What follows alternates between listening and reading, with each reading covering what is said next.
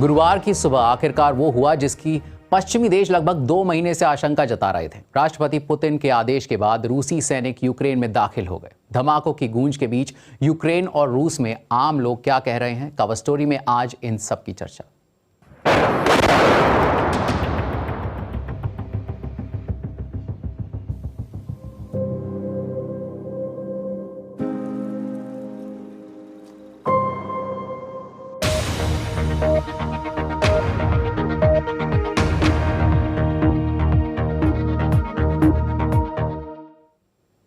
रूस ने यूक्रेन पर हमला कर दिया है। ये धुआं उठ रहा है यूक्रेन की सेना के हवाई अड्डे से। चेगेव में एयरफील्ड के पास रिहायशी इमारतों पर बम गिरे हैं। यूक्रेन के प्रमुख शहरों में मिसाइल हमलों और धमाकों की खबरें हैं। राजधानी कीव के पास एक रिहायशी उपनगर को मिसाइल से निशाना बनाया गया है। यूक्रेन का कहना है कि हथियार बंद रूसी टुकड़ियां कई दिशाओं से देश में दाखिल हो चुकी हैं। दोनेत्स्क इलाके में एक अस्पताल भी हमले का निशाना बना है। कई जगहों पर यूक्रेन और रूस के सैनिकों के बीच गोलीबारी हुई है, जहां रूसी मिसाइलों ने सैन्य ठिकानों और एयरपोर्ट्स को निशाना बनाया है। राजधानी कीव और रूसी अलगाववादियों के नियंत्रण वाले इलाकों के नज़दीक पूर्वी शहरों समेत पूरे यूक्रेन में धमाकों की गूंज सुनाई दी है। रूसी हमले के बाद यूक्रेन के राष्ट्रपति वोलोदिमीर ज़ेलेंस्की ने क्या कहा, आइए सुनाते हैं।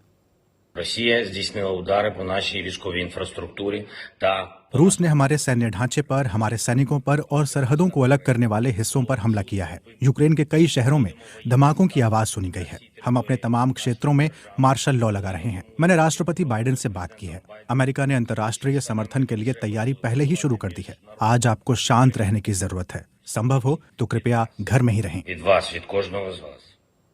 रूस के हमले के बाद यूक्रेन में आम लोग अपनी जान बचाने के लिए मेट्रो स्टेशनों में छिप रहे हैं।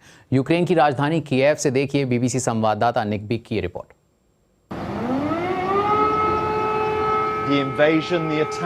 एक आक्रमण जिस पर रूस ने भरोसा दिया था कि वो कभी नहीं होगा, अब शुरू हो गया है और यूक्रेन की सरकार लोगों को शांति बनाए रखने की और अंतर्राष्ट्रीय समुदाय से रूस के राष्ट्रपति पुतिन को रोकने की अपील कर रही है।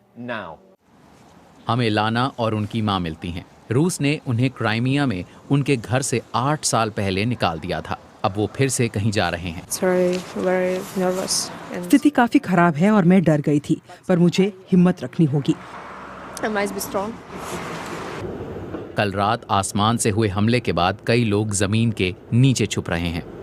ये शहर की सबसे सुरक्षित जगह लग रही है, इसलिए नहीं कि यहाँ पर कई सैनिक तैनात हैं, बल्कि इसलिए कि ये मेट्रो एक तरह से बॉम्ब शेल्टर का काम कर रही है। रात से कई परिवार यहाँ आ चुके हैं। वो पल पल की खबर रखना चाहते हैं और उनका अगला कदम क्या होगा, इस बारे में वो लोग सोच रहे हैं। 2 साल का इगोर अभी मुस्कुरा रहा है, पर उसके माँ बाप काफी डरे हुए हैं। बोरिस्पिल में 8 बम गिरे।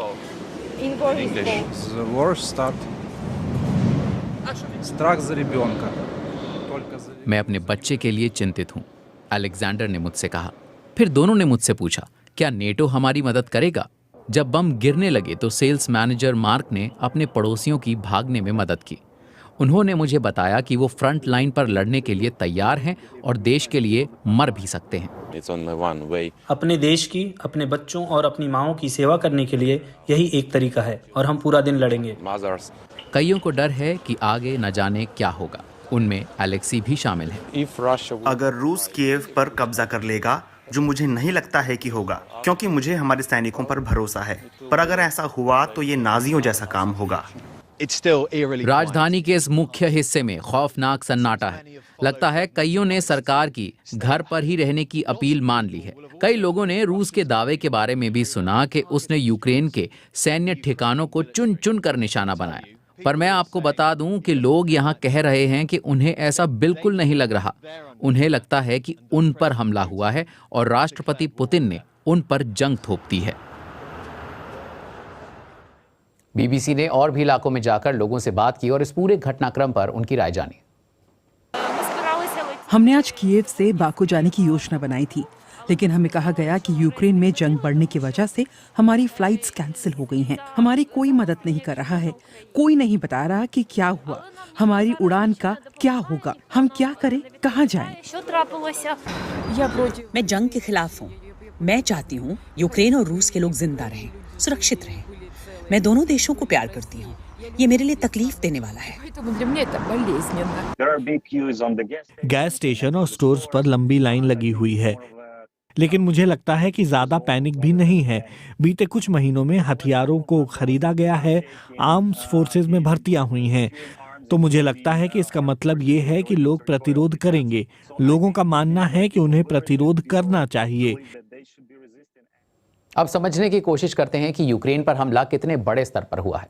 इनमें राजधानी कीव और खार्किव के पास मिलिट्री एयरफील्ड भी शामिल है। धमाकों की आवाज देश के सुदूर पश्चिमी इलाकों से लेकर दक्षिण में ओडेसा के साथ साथ दोनेत्स्क और लुहांस्क तक सुनाई दी है।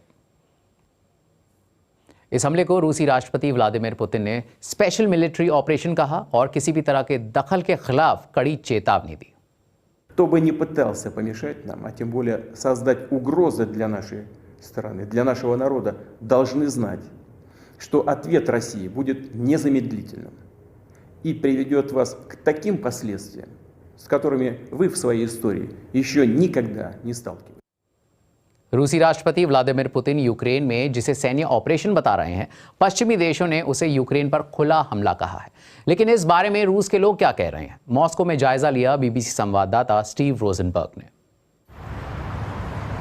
रूस के राष्ट्रपति का एक दुर्भाग्यपूर्ण फैसला। व्लादिमीर पुतिन ने इसे एक सैन्य ऑपरेशन कहा, लेकिन रूस दरअसल यूक्रेन पर बाकायदा हमला कर रहा है। रूसी शेयर में भारी गिरावट दर्ज की गई है। रूबल में अब तक की सबसे बड़ी गिरावट हुई है। संघर्ष युद्ध में बदल गया। डर इस बात का है कि अब आगे क्या होगा। मुझे लगता है कि अब अगर पुतिन को यूक्रेन में ही नहीं रोका गया तो ये लड़ाई तीसरे विश्व युद्ध की शुरुआत हो सकती है।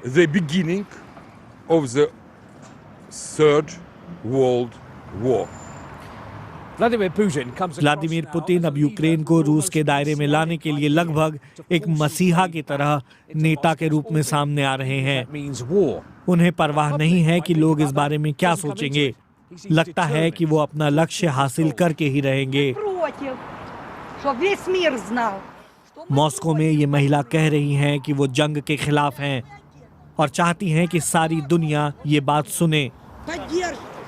लेकिन अभी बहुत कम रूसी प्रदर्शन के लिए बाहर निकले हैं। रूस में अब प्रदर्शन इसी तरह खत्म हो जाते हैं।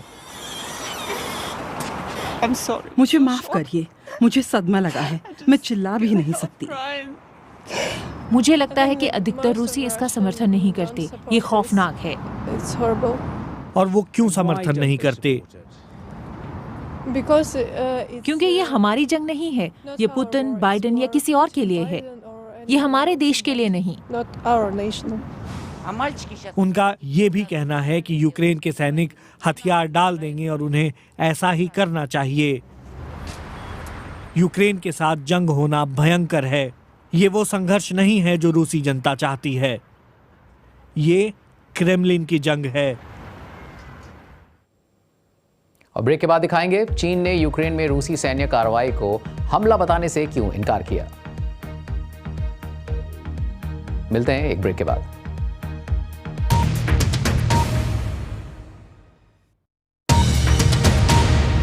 आप देख रहे हैं बीबीसी दुनिया, मैं हूं उदित मेहरा। चीन ने यूक्रेन में रूस की सैन्य कार्रवाई को हमला बताने से इनकार कर दिया है। चीन के विदेश मंत्रालय की प्रवक्ता हुआ चुनयिंग ने कहा है कि यूक्रेन का मुद्दा काफी जटिल है और इसकी ऐतिहासिक पृष्ठभूमि है। उन्होंने कहा कि यह संकट कई तथ्यों का नतीजा है। यूक्रेन के मुद्दे की बेहद जटिल ऐतिहासिक पृष्ठभूमि है। जो मौजूदा हालात बने हैं वो कई वजहों से मिलकर बने हैं। हमने गौर किया कि रूसी रक्षा मंत्रालय ने आज ये कहा कि उनके सैनिक यूक्रेन के शहरों पर किसी तरह का हमला नहीं करेंगे। चीन ताज़ा घटनाक्रम पर पैनी नजर बनाए हुए है। हम उम्मीद करते हैं कि इलाके में शांति बनी रहे। हम सभी पक्षों से संयम बरतने की अपील भी करते हैं ताकि हालात बेकाबू न हो जाएं। हालांकि कई देश रूस के बैंकों और उसके कुछ लोगों पर प्रतिबंध लगा रहे हैं, लेकिन चीन इस मामले में अपवाद है जो रूस और यूक्रेन दोनों ही देशों के साथ आर्थिक संबंध बढ़ा रहा है। बीबीसी एशिया बिजनेस संवाददाता मारिको ओई इसे समझा रही है।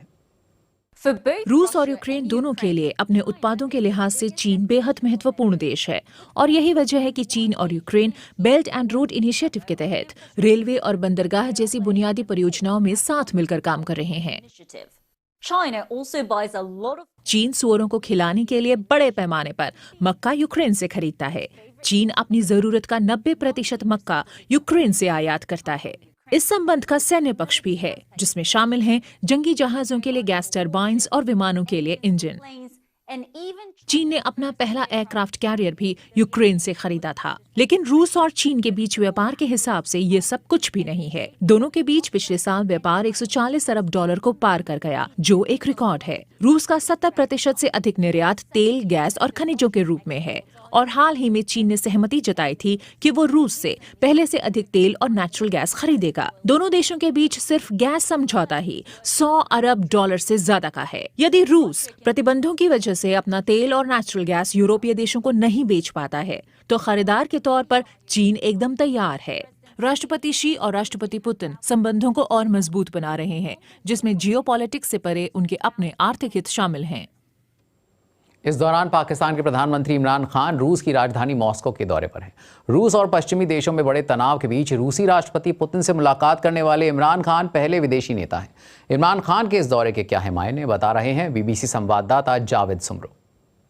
कई लोग दुनिया में इस पे सवाल उठा रहे हैं कि इस वक्त जब रूस ने, रशिया ने यूक्रेन के अंदर मिलिट्री ऑपरेशन किया है, पाकिस्तान के प्राइम मिनिस्टर का वहाँ होना गलत पैगाम भेज सकता है। पाकिस्तानी गवर्नमेंट ये कहती है कि पाकिस्तान एनर्जी नीड्स की वजह से दुनिया भर में राब्ते कर रहा है और उसी लिए रशिया गया था। लेकिन कल रात में अमेरिकी जो स्टेट डिपार्टमेंट है उसके स्पोक्स पर्सन नेड प्राइस ने रिपोर्टर्स से कहा कि अमेरिका इस पे ज़्यादा खुश नहीं है और जो अमेरिका की पोजीशन है रशिया पे उसको कम्युनिकेट किया गया है पाकिस्तान को, और पाकिस्तान से ये उम्मीद करते हैं, ये होप करते हैं कि पाकिस्तान दुनिया के साथ खड़ा होगा, न कि रशिया के साथ।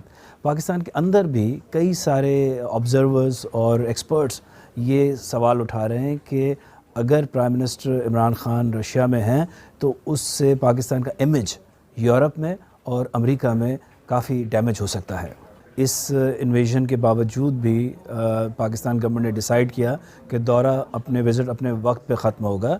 तो मेरा ये ख़्याल है कि जो रीअलाइनमेंट हो रही है पूरे रीजन में, दोस्ती की और अलाइज़ की और इत्तेहादियों की, उसमें तब्दीली आ रही है। रिसेंटली अमेरिका और इंडिया के दरमियान काफ़ी करीबी आई हैं, उसमें अच्छे रिलेशंस बने हैं।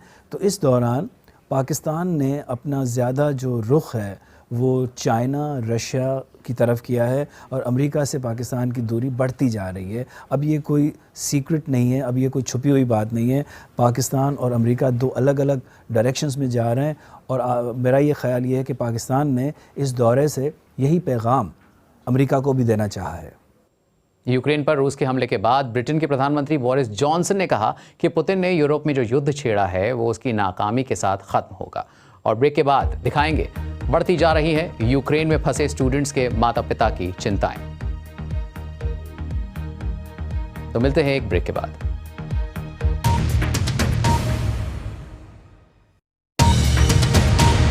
आप देख रहे हैं बीबीसी दुनिया, मैं हूं उदित मेहरा। रूस के हमले के बाद भारतीय दूतावास की ओर से आज यूक्रेन में रहने वाले भारतीय नागरिकों के लिए तीसरी एडवाइजरी जारी की गई है। इस एडवाइजरी में विदेश मंत्रालय की ओर से भारतीय नागरिकों से कहा गया है कि वे जहां हैं वहीं सुरक्षित रहें। भारतीय दूतावास की तरफ से एक बयान में कहा गया कि ऐसे सभी छात्र जो कि कीव में फंस गए हैं और रुकने के लिए उनके पास कोई जगह नहीं है, मिशन ऐसे सभी छात्रों की व्यवस्था करने के लिए सरकारी संस्थाओं के संपर्क में है। उधर यूक्रेन में रहने वाले छात्रों के माता पिता परेशान हैं। देखिए पंजाब से गुरमिंदर ग्रेवाल और भारत भूषण की ये रिपोर्ट। रूस और यूक्रेन के बीच जारी तनाव से कई पंजाबी भी प्रभावित हुए हैं। यहाँ पढ़ने के लिए पंजाब से यूक्रेन गए छात्रों के माता पिता परेशान हैं। लुधियाना जिले के माछीवाड़ा के आयुष गर्ग पढ़ाई के लिए यूक्रेन गए हैं। उनके माता पिता परेशान हैं। जब से हमें पता चला है कि रूस और यूक्रेन के दरमियान युद्ध की स्थिति बनी हुई है, तब से हम बहुत परेशान हैं और रात भर नींद नहीं आ रही है। जब हम अपने बच्चे के साथ बात करते हैं तो वो कहता है कि ऐसा कुछ नहीं है, हमारी ऑफलाइन क्लासें चल रही हैं। पर जब युद्ध की तारीख निर्धारित हुई तब हमारी स्थिति बहुत ही खराब हो गई और हम चिंतित थे। 15 तारीख को भारतीय सलाहकार ने कहा कि भारत से आए बच्चे वापस चले जाएं। एक दिन के नोटिस पर हम अपने बच्चों को कैसे बुलाते? हमारे लिए वे बहुत ही कष्टदायक स्थिति थी। उसके बाद हम लगातार हवाई टिकट बुक करने की कोशिश कर रहे हैं, पर हमें टिकट नहीं मिली। 2-3 बार हम ऑनलाइन बुकिंग करवा चुके हैं, पर वहां पर हमारे पैसे फंसे हुए हैं, अभी तक रिटर्न नहीं हुए। जब हम बच्चे से बात करते हैं तो वह कहता है कि अभी ऑनलाइन क्लासेस शुरू नहीं हुई हैं, हमें फिर वापस जाना पड़ेगा। हमें रोज ही बेटे का फोन आ जाता है। हफ्ता 10 दिन तो हमने बहुत मुश्किल से निकाले हैं। कभी कहते हैं फ्लाइट बुक करवा लो, कभी लगता था कि नहीं। बेटा कहता था कि यहाँ सब कुछ सामान्य है, स्थानीय स्तर पर सभी घूम फिर रहे हैं। पर जब हम मीडिया में वहाँ के हालात देखते हैं तो हमें बहुत ही चिंता हो रही है।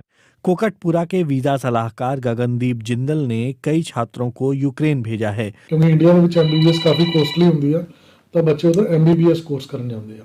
ਉਹ 5 ਤੋਂ 6 ਸਾਲ ਦੀ ਉਹਨਾਂ ਦੀ ਸਟੱਡੀ ਹੁੰਦੀ ਆ ਉੱਥੇ। ਰੈਗੂਲਰ ਸਟੂਡੈਂਟਸ ਨਾਲ ਇਨ ਟੱਚ ਹੈਗੇ ਆ। ਕੁਝ ਸਟੂਡੈਂਟ ਉਹਨਾਂ ਚੋਂ ਵਾਪਸ ਵੀ ਆਏ ਆ, 8-10 ਸਟੂਡੈਂਟ ਵਾਪਸ ਆਏ ਆ, ਠੀਕ ਹੈ। ਉਹ ਬਟ ਬ੍ਰੇਕ ਤੇ ਆਏ ਆ। ਤਾਂ ਕੀਵ ਦੇ ਵਿੱਚ ਕੋਈ ਮਾਹੌਲ ਖਤਰੇ ਵਾਲਾ ਨਹੀਂ ਹੈਗਾ।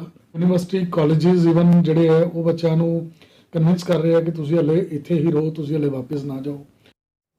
फीडबैक के लिए आप मुझे @bbcvidit पर ट्वीट कर सकते हैं। आज के लिए बस इतना ही।